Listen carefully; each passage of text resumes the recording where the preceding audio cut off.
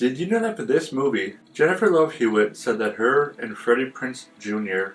were called the old ones on the movie set?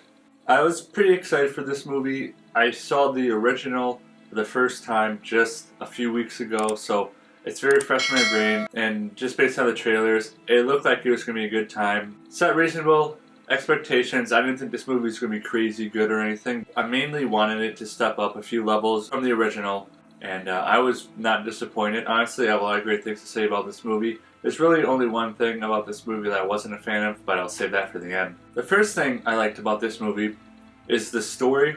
Now, I know that this movie definitely does go along the same lines of how the original started, but they added a few extra elements to this movie that they didn't have in the originals that actually I would have liked to see in the original movie.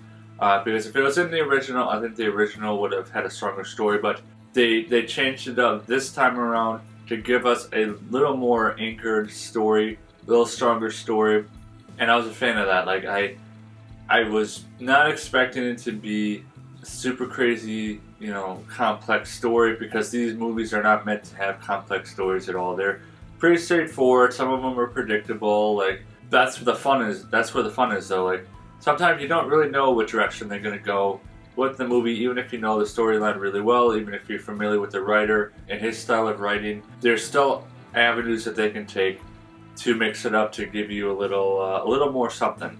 And this story definitely gave the characters in this movie a little more depth, a little higher stakes, a little more guilt than in the original. And of course, bringing back the OGs in this movie, like Scream. They're going the recall route. There were some great homages in this movie to Scream, to the original I Know What You Did Last Summer. But at the same time, they did that, but they also made their story their own. And I was very happy with how strong the story was this time around. And then the thing I love the most about this movie is the killings and the plot twists were a whole nother level. They were like Scream 6 level. Like, they really went all out to make the fisherman even more menacing, even more terrifying. We even got some good jump scares in this one, which I was hoping that we would get some good jump scares. There's not a whole lot of them in the original, so that's what they did in the Scream 6 movie too. They incorporated some more jump scares. Really like dragging out the tension in this movie. They did a great job with that. But then how they utilized the fisherman this time, he used a lot more weapons in his arsenal this time. I mean, the classic hook.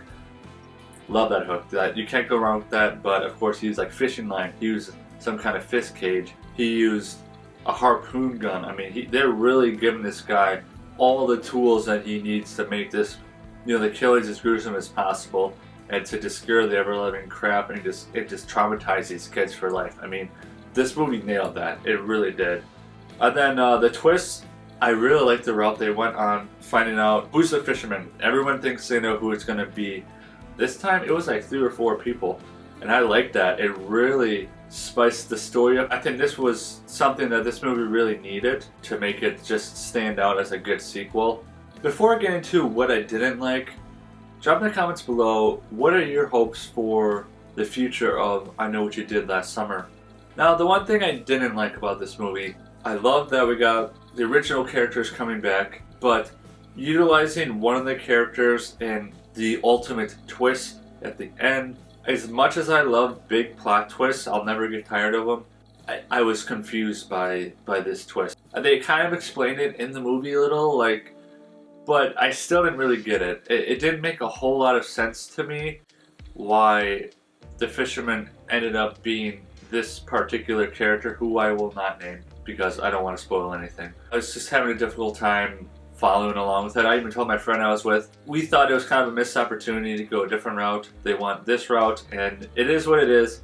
I was left confused. I don't like being confused by plot twists, because plot twists aren't supposed to be confusing by nature. They are supposed to, yes, they will blow your mind, but they will not leave you like, okay, what the heck just happened? Like, you actually have a logical understanding and reasoning why they ended up doing that twist. This one didn't have a whole lot behind it. I kind of felt like the writing or something just kind of fell apart with this plot twist, and maybe they were assuming people would understand why they went this route, but I don't understand it. I didn't get it, but that's just me.